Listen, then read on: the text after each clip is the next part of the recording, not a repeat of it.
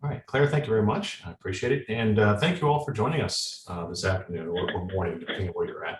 So one of the things we looked at is we're thinking of some topics to discuss. And one of the things we thought would be really interesting, wanted to look at is essentially how research computing is structured within each one of our institutions. Most institutions of higher education support research computing in some way, but we do it in very different ways. Research computing can fall under IT, the research office, or even in a completely different organization within each of these organizations. And so we've asked four panelists to come join us today to share with us how their IT infrastructure, or sorry, the research computing infrastructure is organized within their institution. We have some questions to ask them. Our four panelists are, we have Bar von Ocean from Rutgers University. He's the Associate Vice President of the Office of Advanced Research Computing. We have Rich Knepper from Cornell University. He's the Deputy Director of the Center for Advanced Computing.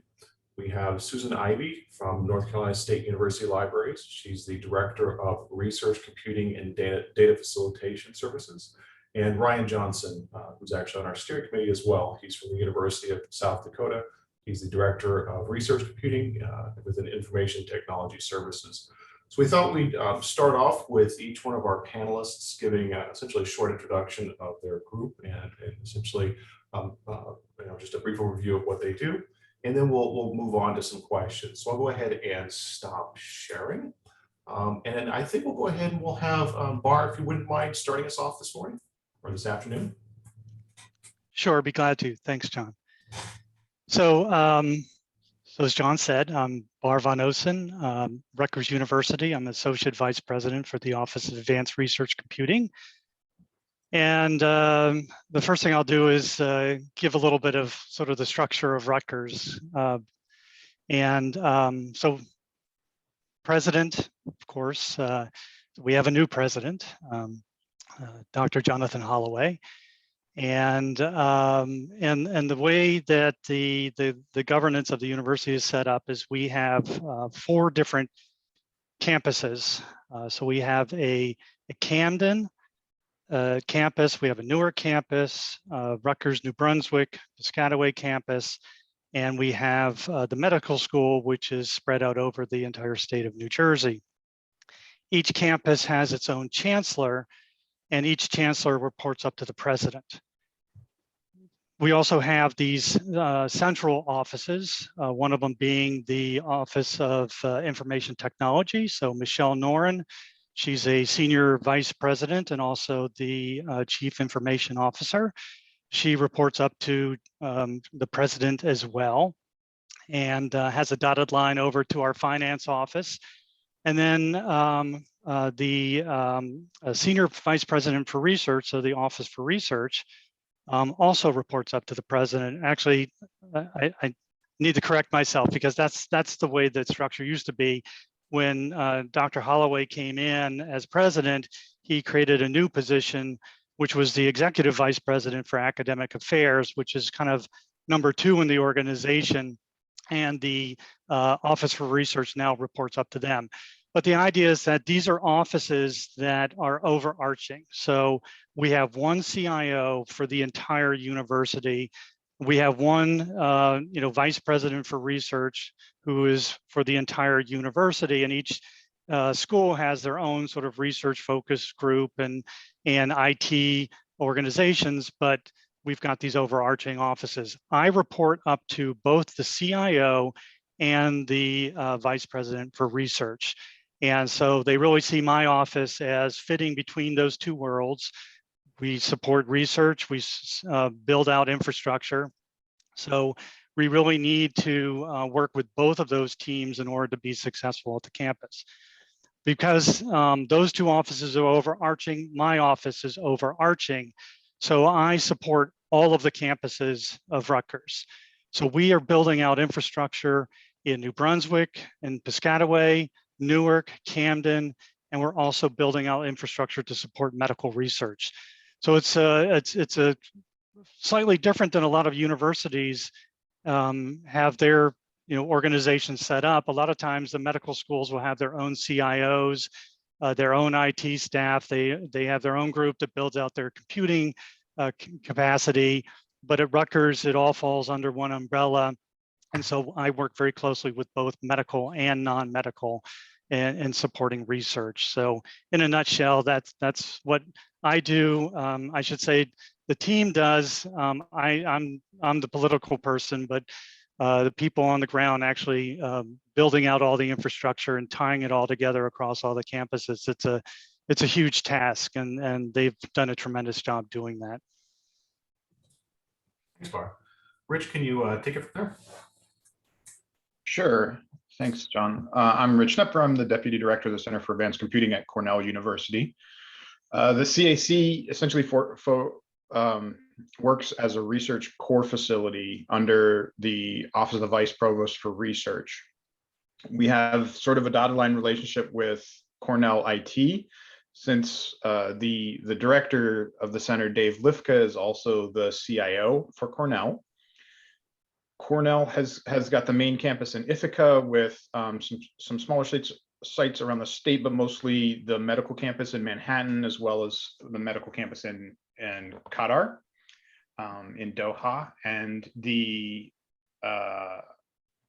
tech campus on Roosevelt Island in New York City. For the most part, the medical campuses and tech handle all of their own research IT needs.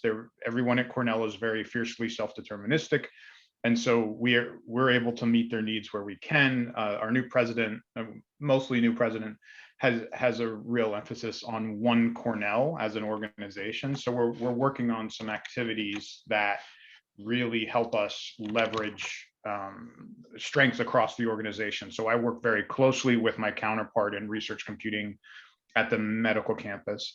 When it comes to working together with IT, we work on a very collegial relationship. We have a lot of access into their organization for infrastructure and sort of deeper support. Cornell's very cloud first organization.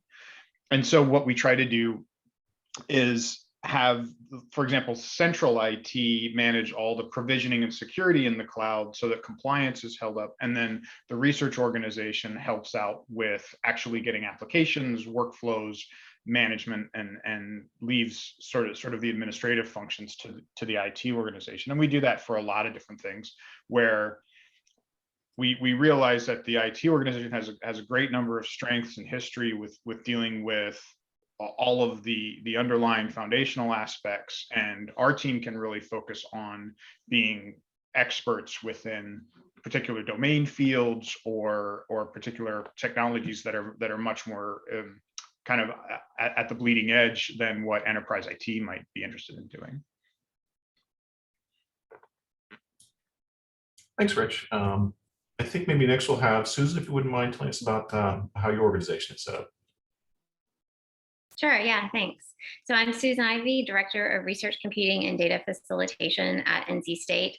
This is actually a new and developing currently service. It's collaborative between the libraries, our central OIT, and our Office of Research and Innovation. So how this sort of initiative began was a little over a year ago. A planning team was charged and asked to sort of look at the whole environment at NC State and determine and catalog all of the sort of services and support under the umbrella of research, computing, and data. And then to try to come up with a model to better coordinate among service providers and to better highlight for our campus researchers what services are available to them. And so I'll be speaking from that role today. The model that we came up with was really a kind of RCD facilitation. So doing those things, an umbrella type of service, if you will, or program that would connect people to already existing services, that would also sort of identify gaps in support or services that we might have, and then be able to strategically think and advocate to our decision makers for areas of emerging growth. And so that idea was really well received. And so we've gotten some support from campus. And so we have a new task force, and I'm co-chairing that with my counterpart in Central IT. His name is Andy Kurth. He's within the High Performance and Research Computing Services Unit, which I'll talk about in just a minute. And so we're leading this new task force. We have members from our Office of Research, from some departmental IT groups, some core facilities, and all of these groups vary in, but they all offer some sort of support. Well, not all, but a lot of them offer some sort of RCD support or service. So we have a lot of different providers throughout campus. And so that work started this year, and we're trying to develop out the service. We've also gotten support for 2 new positions to join and help us with this work. And I can talk about that a little more later. And then I do want to mention our High Performance and Research Computing Service Unit in Central IT. They have been around since 2003, and they're really vital to the work that we do. So I will do my best to represent their work and their history as well at NC State, because they are, providing our high performance computing and our research data storage and all of that. And Eric Sills is our assistant vice chancellor over that unit and some other units as well. And so I just wanted to mention his name as well, because the work they're doing is so important to the work we're doing. Susan. Next up, or last but not least, is Ryan. If you can tell us a little about your group as well. Yes, thank you, John. My name is Ryan Johnson. I'm the Director of Research Computing here at the University of South Dakota. We're a smaller school in an EPSCoR state. We're student headcount, I think, is right around 10,000, so we're fairly small. IT at USD is very centralized. The full department has about 50 staff across the main campus and a couple of satellite sites. And my group is part of IT. We have 2 full-time research computing positions, including myself. So we both wear a number of hats. And we also have a couple of sysadmins from over on the enterprise side who chip in quite a bit for us as well, even though they're not technically part of our group. So as part of IT, I report directly to the CIO, but I also work directly with our vice president for research quite a bit. So while there's not a dotted line on the org chart, if you squint hard enough, you may just barely make one out. Thanks, Ryan. So it sounds like we got a pretty good mix here, as we're trying to choose groups that had, obviously they're all going to be similar, but it sounds like we have a lot of differences here, which I think will be fun to explore. I will say, Bar, the one thing that you did mention is one that I think is something we're all very aware of within research computing, is that the words, reorg and essentially, because of the fact that we can be under lots of different groups, I think that that's something a lot of us have experienced in the past. We'll probably touch on that in a little bit. So we have some questions that we've kind of come up with. I should say that if at any time there's a question that any of you would like to ask, please put it in the chat. We'll try to get to those as well, incorporate them in, especially if it doesn't touch on some of the questions that we're already looking at. So do please feel free to put questions into the chat as we go along. So that being said, we'll start off with an easy question. So if you're not part of Central IT, and it sounds like several of you are, or at least only partially part of Central IT, how do you partner with IT for effective operations, which includes things like shared infrastructure and other efficiencies? And adding on to that, what challenges does being separated from the Central IT, or being maybe separate from Central IT, present? And then for those of you who are part of IT, how well integrated is your group with the rest of IT? And are there challenges communicating research computing needs with your colleagues? I think for this first round of questions, we'll actually follow the same order. So Bar, if you could maybe start us off with this one. Sure, be glad to. So so I started back in 2016 at Rutgers, and the difference between my first showing up at the executive leadership team for the CIO and now it's amazing. It's just how different it is. And as they've learned about what research computing is all about and the support of research. So it's been a good journey, but it's been a very challenging. So I'm going to talk a little bit about some of the challenges that we've faced. So our office itself, we've got several groups within. So I've got research scientists. So several of them have PhDs in different areas domain areas of specialty. So computer science, I've got, physics and a lot of life science specialties. We're hiring people in biomedical informatics because we do support the medical side of the university. So we're trying to find people who really represent sort of that cross-cutting research environment that we find at Rutgers. So, but very focused on research, focused on training, focused on getting grants, writing papers. So very, very research oriented. And then the other part of the team is the infrastructure team. So the system administration, they're the ones that build out all the infrastructure, they support it. They work very closely with the research communities to make sure things are working properly. And then we also have a business office, and they're in charge of sort of making, keeping track of all of our grants, all of the money that's coming in, and all the money that's going out, of course, but all the purchases, things like that. But and then we have a research IT group, which is actually brand new. So this research IT group used to be part of the Office for Research, but because they felt that my office had a better understanding of the research needs and IT needs, that they were actually a better fit within our group. So so that was a brand new addition actually as of this year. So so we're spread out across both the Office for Research and OIT, as I mentioned before. Budgets in both places, so it's very confusing. So having a business office keep track of all that is extremely important.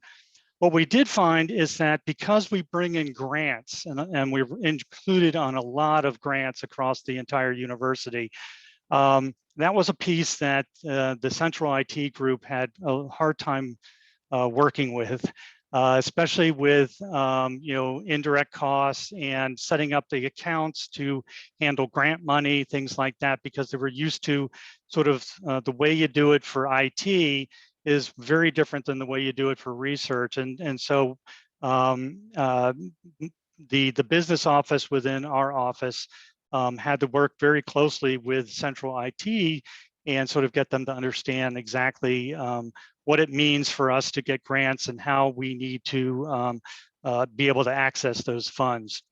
The other thing is human resources, and I'm sure a lot of you have struggled with this as well. The research scientists typically don't fit into the IT designated buckets that HR has set aside for the team, or just anybody who's on the IT side. And we've struggled with this quite a bit, and we've had to really fight to make sure that people are paid properly, get the right titles and things like that. So that's been extremely challenging. We've made a lot of headway, but it's extremely challenging. We are in the process of talking about a job family program, career path, but it's been a struggle. So, but as far as the infrastructure piece of it, we are one of the biggest internal customers to central IT because we rely so heavily on other parts of IT infrastructure to support what we do.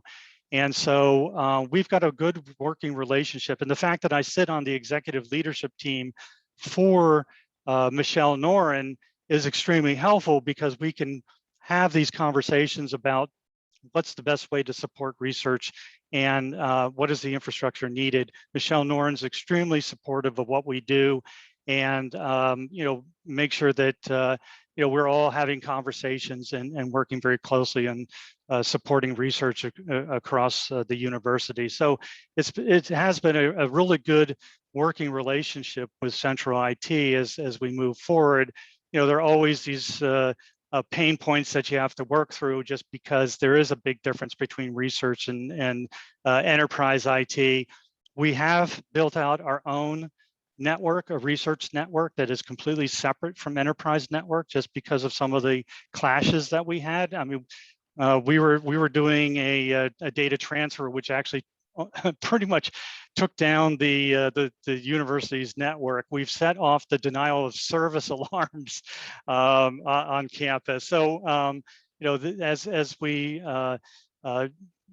start building out this infrastructure, they've got to be kept in the loop as so they know exactly what to expect as we start turning stuff on. So in fact, we took out a building in Newark when we turned on all of our equipment. So we completely knocked it off the grid, which was pretty impressive. But it's been a good journey. Thanks, Barry. It's a lot of familiar things there, especially the struggle with IT and grants, I think, is one that many of us have had to deal with. They're just not quite equipped for that. Rich. I'd say hat tip to Bar. You know you're successful in a leadership position with research when someone frantically calls you from infrastructure saying everything's overloaded, or something terrible is going on. We had a similar thing with a set of researchers doing Twitter analysis during the Super Bowl, and that thankfully that led to a really nice CC Star networking proposal that was led out of the IT group here at Cornell. So as I mentioned before, I think we have a really good collegial relationship with CIT at Cornell. A lot of our services are riding on top of the infrastructure. They handle all of the networking and high performance thing. For example, that CC Star was really all central IT, and we had a pretty limited role in it in my organization. However, what we do try to provide into CIT is the research perspective and identify what our researchers are looking for in terms of their infrastructure needs, or their needs, for example, with cloud services, so that when the enterprise is making decisions, they have a good amount of input as far as what the research side of the operation is really requiring. For the most part, we work, I would say, really well on partnering on grants. CAC leads a number of NSF grants, and we also have staff on researcher-led grants at Cornell. And that seems to go fairly well when we involve CIT. They do have a different model, but we don't have a lot of issues with overhead, other than just the fact that overhead is what it is. Now, in my previous institution, I know that they've had a lot of success with F&A recovery for large projects. That's something that completely doesn't happen at Cornell, and so there are a few options for things like that. Let's see. I think as far as the challenges communicating research computing needs, I'd say our center struggles probably less with the IT organization than with the campus in general, of just making people aware that resources are out there, that they support activities in a set of ways, and that you can, it doesn't matter if you're in the humanities or in the social sciences, you can also leverage these to good effect. So that piece, I think, is where our communication really needs to focus and develop that awareness. Thanks, Rich. Susan, I'm curious to hear how yours is, since you're not part of IT, at least not directly. So how is your relationship with central IT on campus? Sure. Yeah. Well, I was actually going to pick up right where Rich left off, I think, on the communication piece, because that's actually the reason why this new facilitation service model is being developed.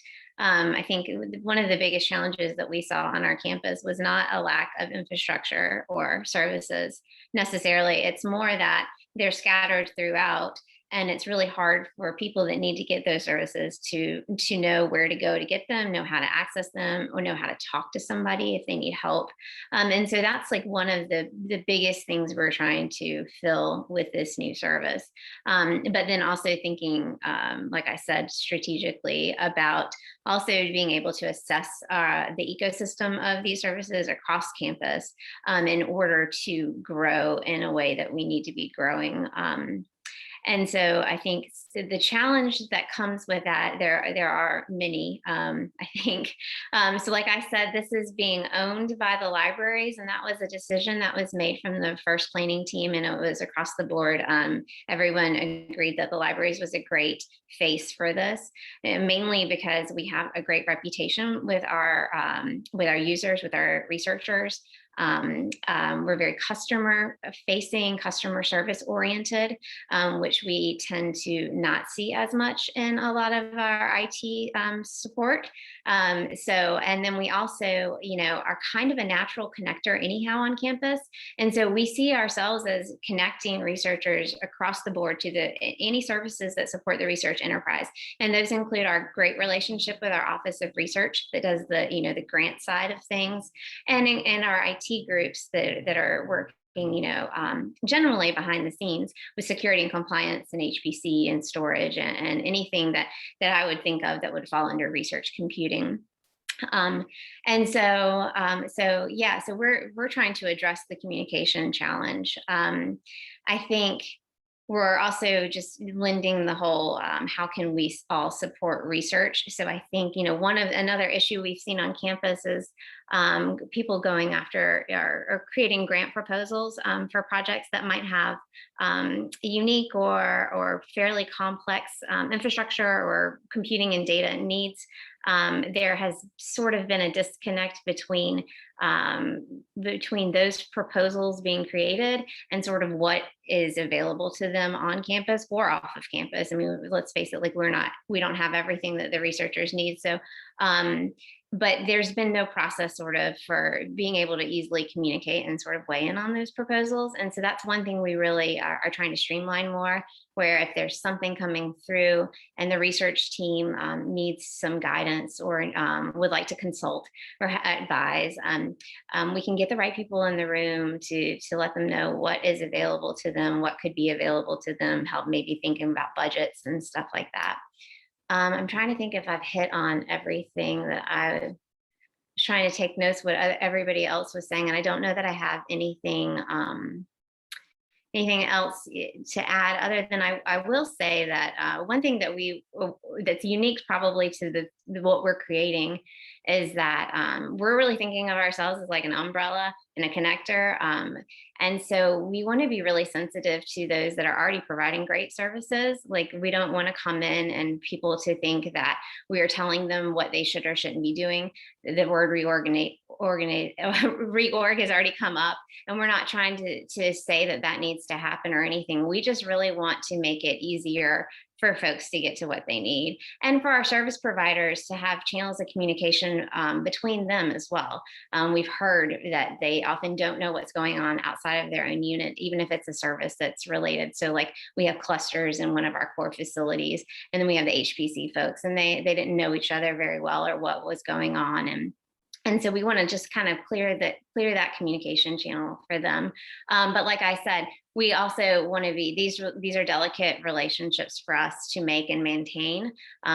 We just don't want to give the sense that we're coming in and saying they're doing a poor job, or we think we can do better, or we're taking over, or anything like that. So that's a challenge that we keep in our mind as we are developing this out. Thanks, Susan.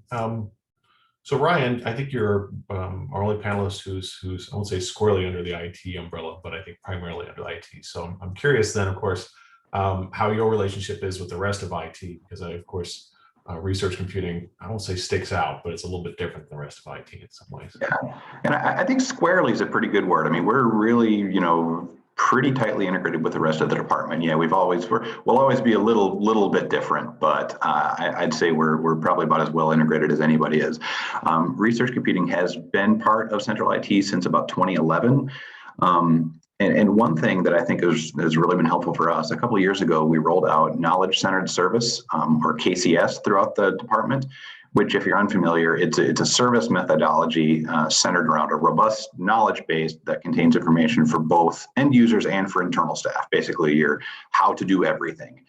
And this has been really helpful for places with relatively small staffs like ours, where you may have to have a lot of people, filling in and wearing multiple hats, because it facilitates and really kind of forces that knowledge sharing among different groups in the department.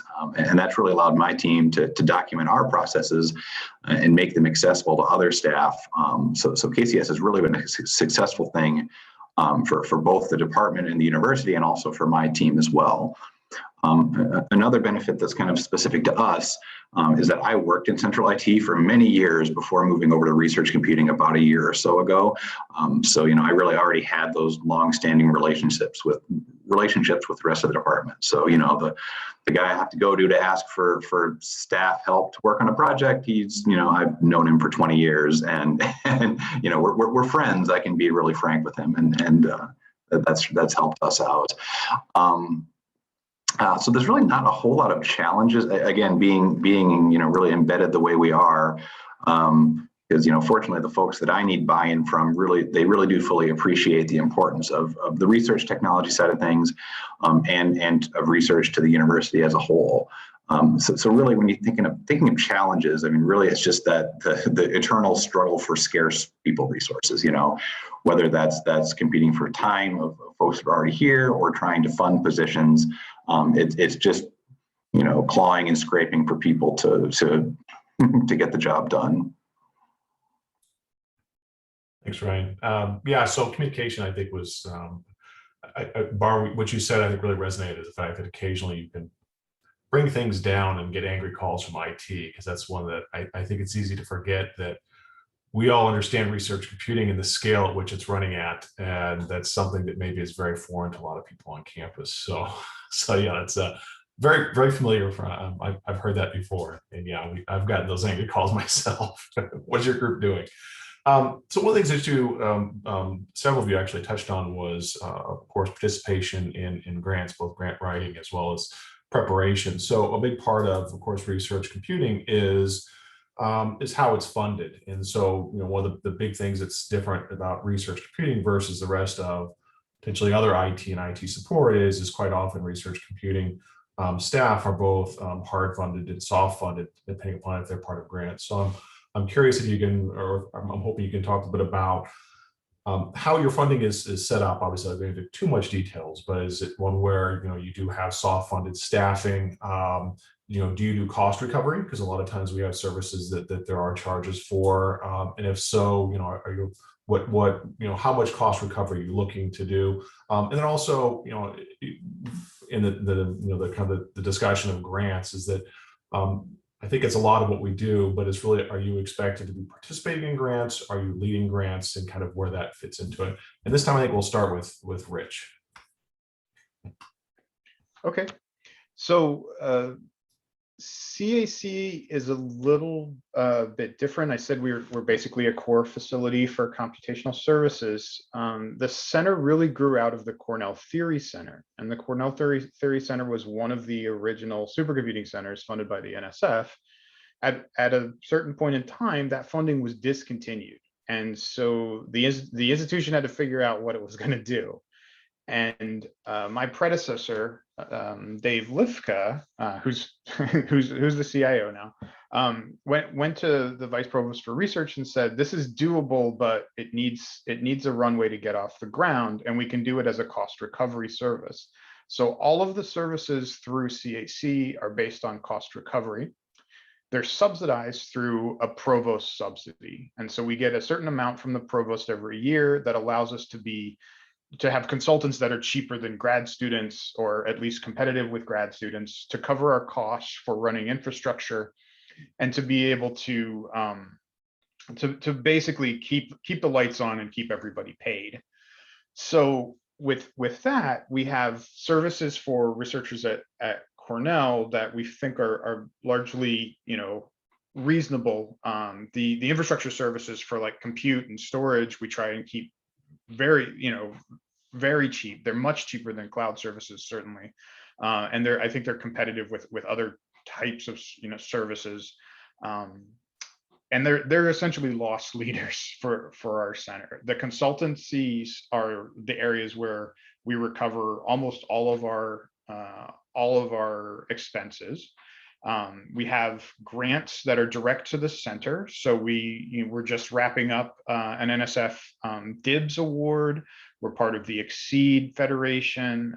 We have other grants or proposals in process that we're waiting to hear back on that are, direct with either size as a whole at NSF or Office of Advanced Cyber Infrastructure specifically.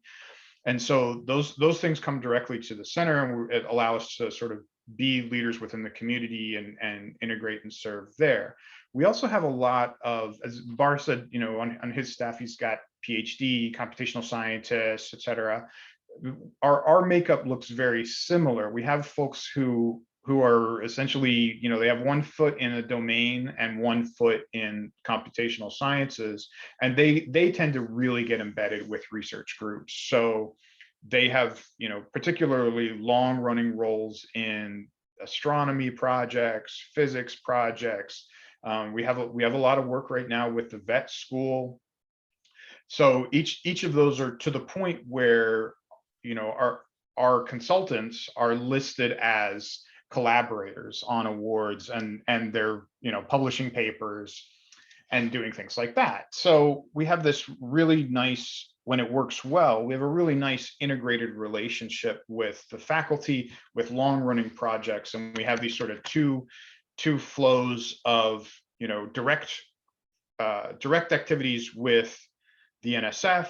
Then we have being written into faculty grants, and we also do some services. For example, faculty will get a startup package that is a cluster that we manage for that group moving forward. This past year, I was able to negotiate a startup package based in our on-premise cloud, where we provided cloud services for, I think, 3 years for a new faculty member who basically has a really bursty sort of workflow, and we're going to be able to support that for very cheap over the long term without him having to have hardware that gets old and needs to be replaced. And then finally, we have a partnership program, and we have some private partnerships, or we have what we call a membership activity, or a membership service, where a private institution can collaborate with us and purchase a bundle of CAC services, and then work together with us going forward. We've had very fruitful partnerships with Corning Glass, with Boeing, and with longer ago Microsoft over the years that have been really useful for our center. Interesting. So you actually have corporate partners as well that potentially bring. Yeah. That's interesting. I think it's time, Brian. I think it'd be a good one to follow up with this, because I think you're with how you're structured, it's quite a bit different. So I'm curious how the funding is within yours. Yeah, thank you. So yeah, people-wise, of our 2 positions, mine is fully funded through Central IT, and our other is fairly new, and it was kind of kickstarted a couple of years ago by some temporary funding from elsewhere on campus, and also some bonus funding from an NSF grant led by Tim Middlecoop, who I think I see on the call here today. So we're still grateful for everything he's done for us. Going forward, that second position, it's looking like we're probably going to have that half funded through Central IT, and we're working with our VPR right now about adjusting our F&A recovery for funding the other half of that going forward. So I think that's probably going to be how we sustain that one into the future. And now talk as far as like building out our infrastructure, capital asset type stuff, we're pretty much entirely grant funded in that area. So, and fortunately, we've had quite a bit of success there, particularly with the CC Star program. And then as far as, smaller operating expenses, we don't really have a dedicated budget for research computing. It really just comes from the general IT budget. So I just ask nicely, which has worked out fine so far. Again, that pre-existing relationship helps, so I don't have to beg too much. We do also do some cost recovery, not a whole lot.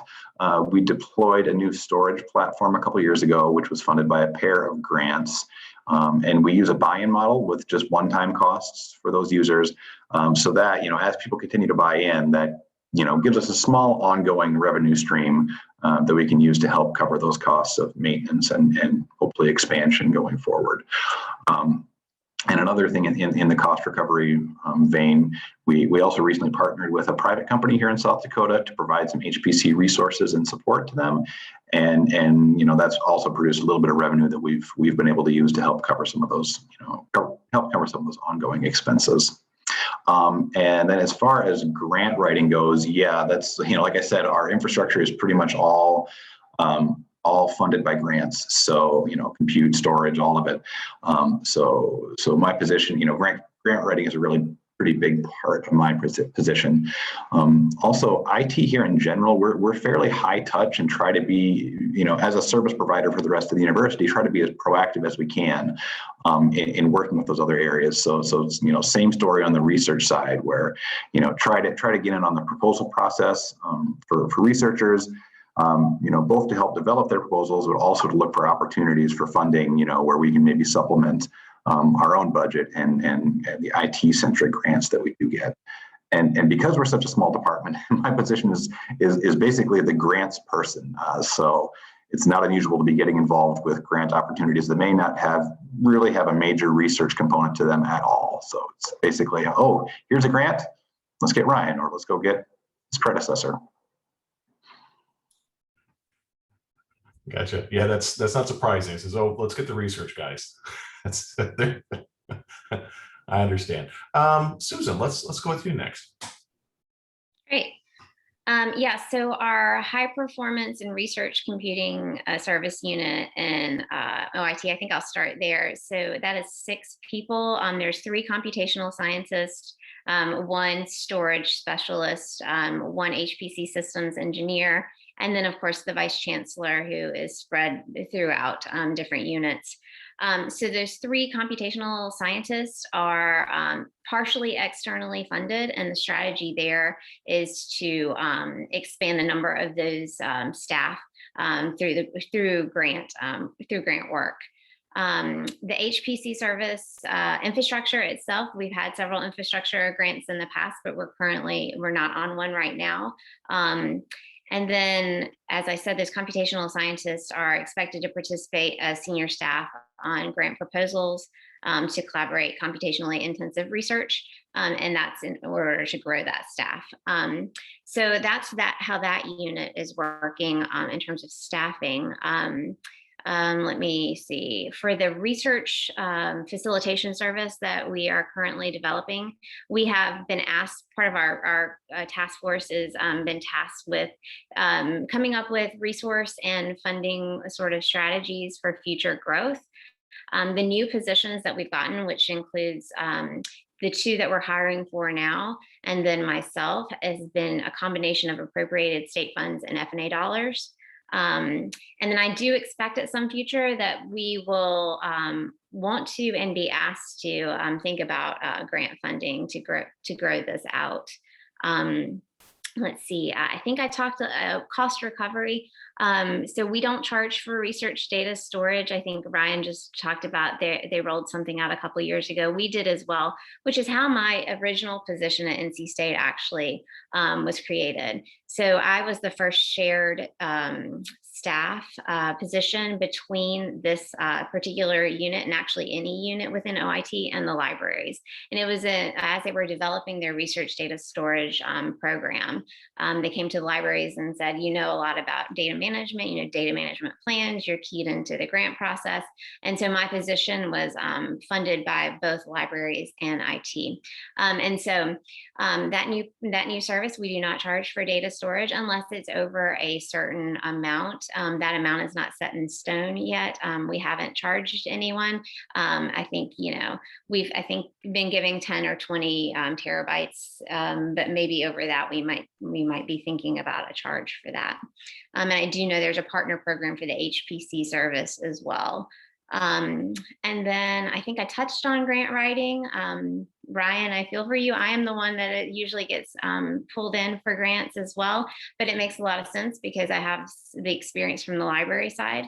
And so we've been streamlining that process as well to get the appropriate IT people in the room when there are things that might fall outside of services that we kind of generally just have, where there might be, a fee, or we might need to think about cloud instead, or things like that. Thanks, Susan. Yeah, that actually is, I was interested that they call on you for the grant writing. It's I won't say it's a surprise, but it's good to hear actually. Just given how the structure is, it's just, I thought that was interesting. Yeah, I might also add that it's not necessarily writing the grant as much as sort of reviewing. We already reviewed data management plans in the library. We have a service that does that. And so it's more thinking about what those requirements are, particularly like funder requirements as well. And there's also a security and compliance unit within IT that we work very closely with when we have, high like DoD, DOE, things like that. Yeah, it makes sense that with the change in data management, that's had obviously a critical role in how we look at a lot of our grants right now. Is that focuses a lot of the stuff that we're trying to do. So that's interesting. I left Bar for last because I think his might be the most complex. I could be wrong. So Bar, take it away. So nobody's on soft money, so, which is a good thing. But we have multiple funding sources. So part of our group is funded out of the CFO's office. We also get funding out of central IT, and we also get funding out of the Vice President for Research office. So that's why it's helpful to have a business group that can keep track of all this, because it is very complex, and all the systems at Rutgers that you have to interact with in order to understand your budgets and stuff. It's extremely complex, and so it's not easy. But we do not charge for our services. So because most of our money, or I should say all of our money, comes from central funding. And because of the way that the funding model is set up at Rutgers, we use what they call RCM model, but I've been told today that it's different than any other university. But the basic idea is that the different groups within the university are helping to fund these central services. So if I'm getting money from central services to support research across the university, I really can't charge them for stuff that they're already paying for, right? Because that would be double dipping. So in a sense, they're paying us, but not directly. So it's kind of an indirect model. But part of that budget does include equipment. And so that allows us to do what we call a big buy every year. We have a fairly traditional condominium style cluster. We call it a community owned resource. We set it up so that the researchers only pay for the compute nodes. We pay for all the racks. We pay for all the network interconnect. We don't charge them for the power, the cooling, any of that stuff, the system support, any of that. When they buy, it's at cost. So, and the service level agreement that we have with them is usually good for the life of the warranty. So we usually purchase 5-year, maintenance agreement, and by the time we get the equipment in and get it stood up and allocated and all that kind of stuff, it comes out to about 4.5 years that the researcher actually can run their jobs on. At the end of that, we sunset it and we start to cycle all over again. But we don't charge for maintenance fees or anything in between years. So when they pay us, that's good for 4.5 years. And that's it. We try and keep our storage costs down to a minimum because we know we're competing with Best Buy. And so we have to eat a lot of the costs around the backups and things like that. So that we just incorporate that into our budget. So that's kind of how we have it set up. As far as grants, it is, so when I got the job, they really wanted this office to lead.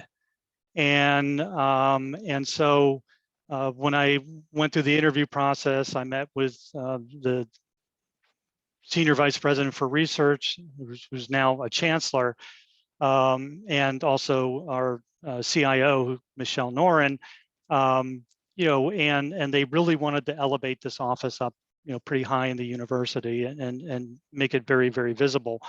And grants are extremely important, and they wanted to make sure that that we bring in money, but it's not dependent upon that money, right? Because it fluctuates all the time. So we can't say that, we can fund 50% of our office every year with grant money, because it's just not going to be that way. Um, but a significant number of people on the research side of the office are included on grants. They're included either, in fact, they're in a position where they can actually be a PI, they can be a co-PI, or they can be a senior personnel, or they could just be included as, a participant. But we do collect money off of grants for people's time. And we do collect money off of grants to help pay for the node. So people are writing us into their grants, or writing the infrastructure into our grants. And as soon as they get funded, that stuff all gets transferred over to us. It goes to our budget is designated as central IT, even though it's spread out. And so it goes into a bucket within central IT, and we can pull off of that and use it for other projects if we want to. We also get some of the indirect costs back through this process as well. And our current and pending right now is around close to $100 million. Our current is, I think it's close to 60 million. And so Rutgers is a huge university, and if you've worked with medical at all, their grants tend to be a lot bigger than NSF grants, and so those numbers get a little bit skewed because I do support medical, and we do get looped into a lot of different medical projects, and I'm a co-lead on the informatics team for our Center for Translational Medicine, for example. So I get paid off of that. So if you take into consideration all the different groups that we're working with and all the grants on, it's actually a fairly significant amount. So when I go argue with the upper administration about our costs, I always say we're helping to bring in way more than what our office is costing the university. So in fact, they should be paying us more. I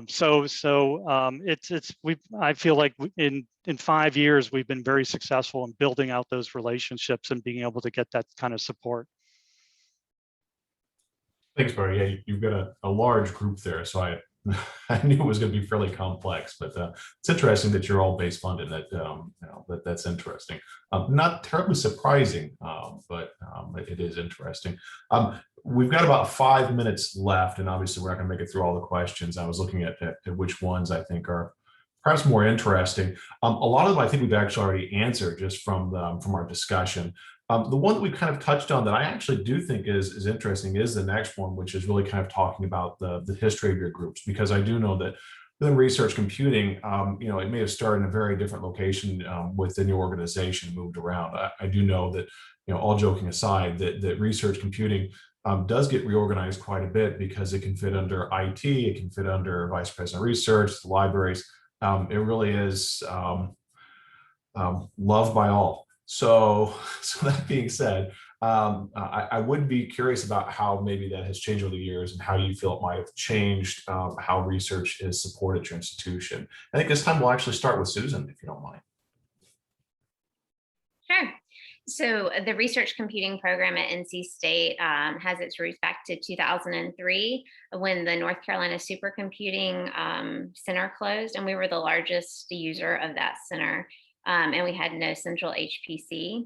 And so the program was funded 1/3 by the Office of Research, the provost, and what was known as ITD, which was the Central Academic IT Organization.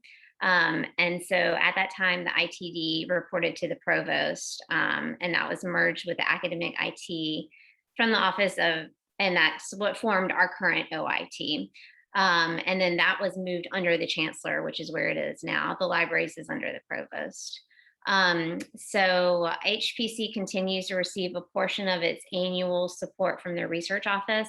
And a couple of years ago, it was formally designated a core facility, but that didn't change the funding at all, in fact. And so we have some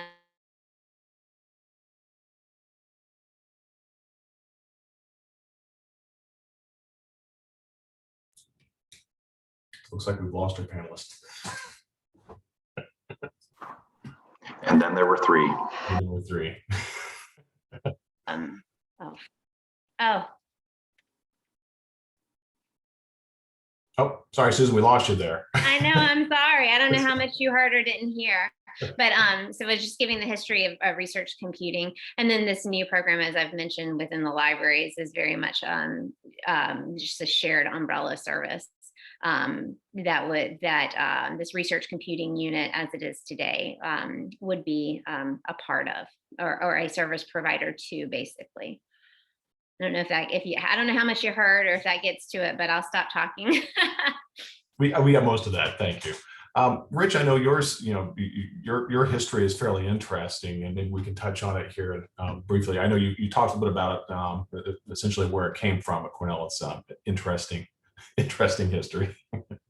Yeah, I can elaborate on it a little bit. As I said, it was a theory center, wasn't funded. There was sort of a push to become a core facility. In between that, we actually became a Microsoft research center for a while, and we're at the leading edge of Microsoft cluster computing with Windows HPC for a time.